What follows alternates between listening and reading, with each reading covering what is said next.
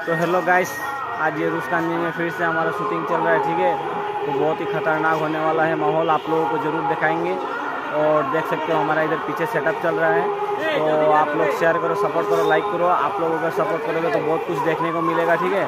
तो रुक के दिखाते हैं, मैं दिखाता हूँ इन लोगों का हुलिया, ठीक है। थोड़ा बहुत मिस्टेक हो जाता है कि नहीं। देख सकते हो अभी पब्लिक देख रहे हैं साइड से खड़ा होकर, वो देखो सबको, ये सब नए हैं, ये सब भाई लोग, तो ये सब देख रहे हैं, देख सकते हो कैसा वो, मतलब कैसा लग रहे हैं ये लोग, जरूर बताना, ठीक है। तो हेलो गाइस, देख सकते हो रुस्तानी बाजार में ऑडियंस का रिएक्शन।